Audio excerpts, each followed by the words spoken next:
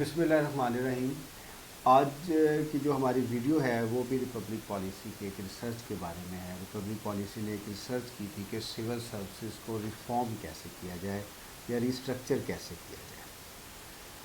अभी पिछले दिनों में एक दो लेक्चर्स के सिलसिले में मैं एक दो यूनिवर्सिटीज़ में गया तो वहाँ पे इस फ्रेज़ के ऊपर बात हुई कि सिविल सर्विसेज को रिफॉर्म कैसे किया जाए या रिस्ट्रक्चर किया जाए।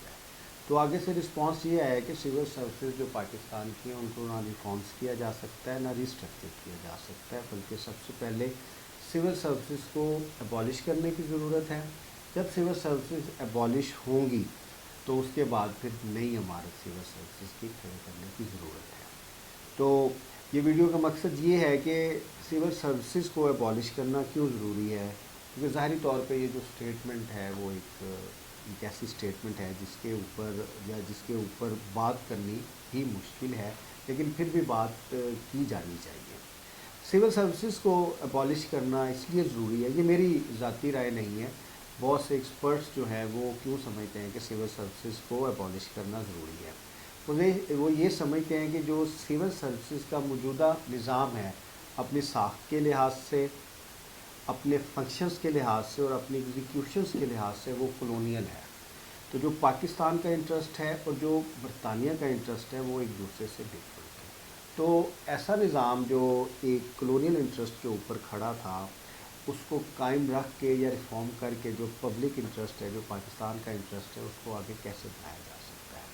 तो ये पॉइंट ऑफ व्यू भी अब सामने आ रहा है कि सिविल सर्विसेज को रिफॉर्म करने की ज़रूरत नहीं है, सिविल सर्विसेज को रिस्ट्रक्चर करने की ज़रूरत नहीं है, बल्कि सिविल सर्विसेज को अबॉलिश करने की ज़रूरत है। तो सिविल सर्विस को अबॉलिश करने की वो बुनियादी तौर पे तीन वजूहात बताते हैं। पहली वजह ये वो बताते हैं कि कॉन्स्टिट्यूशन के मुताबिक हमारी सिविल सर्विसेज नहीं है। दूसरी रीज़न वो ये बताते हैं कि स्ट्रक्चरल रीज़न्स जो हैं वो भी ये तकाजा करती हैं कि जो कॉलोनियल सिविल सर्विसेज है उसको रिफॉर्म किया जाए। और इसके अलावा जो तीसरी वो रीज़न बताते हैं कि general cadre services modern times में अप्लाई ही नहीं हो सकती।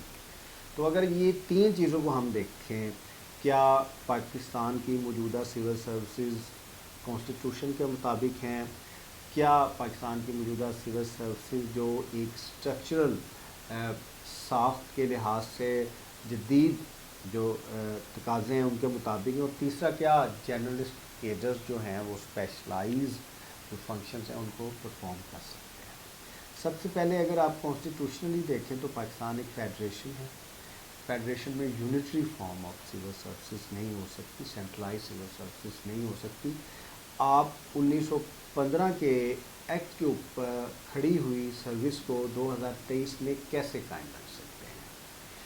हमारे जो क्वेश्चंस हमसे पूछे जाते हैं या जो हमारी सिविल सर्विसेज को लेके ऑपरेशनल डिमांड्स हैं वो 2023 की हैं, उसका जवाब 1915 में नहीं ढूंढा जा सकता। ये ऐसे ही है irrespective of the quality and respect to all.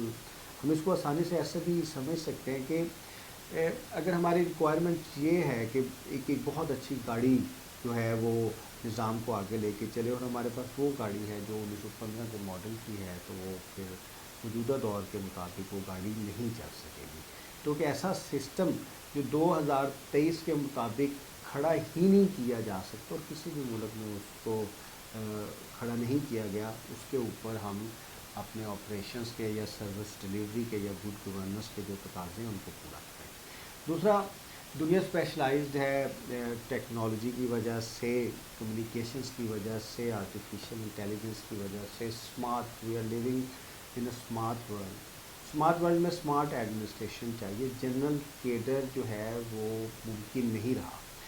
आप किसी भी लिहाज से तमाम जो महारतें हैं वो नहीं सीख सकते, ना उनको इम्प्लीमेंट कर सकते, इसलिए स्पेशलाइज सर्विसेज का आना बहुत ज़रूरी है।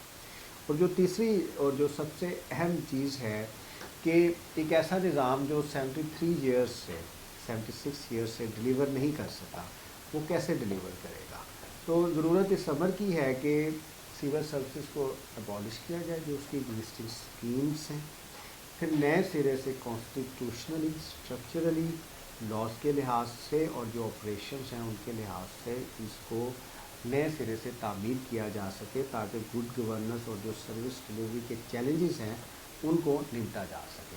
तो ये एक और पॉइंट ऑफ व्यू है आखिर में, क्योंकि हम बात करते हैं सिविल सर्विसेज रिफॉर्म्स की, रीस्ट्रक्चरिंग की, और अब एबोलिशन की भी बात होती है, तो रिफॉर्म्स ही नहीं हो रही यहाँ पे, तो रिस्ट्रक्चरिंग या सिविल सर्विस को एबॉलिश करके नए सिरे से पब्लिक इंटरेस्ट में पाकिस्तान के लिए सिविल सर्विस को कैसे खड़ा किया जा सकता है, इसके ऊपर बहस होनी चाहिए, ताकि बहस होने से ही सलूशन की तरफ हम जा सकें। जी शुक्रिया।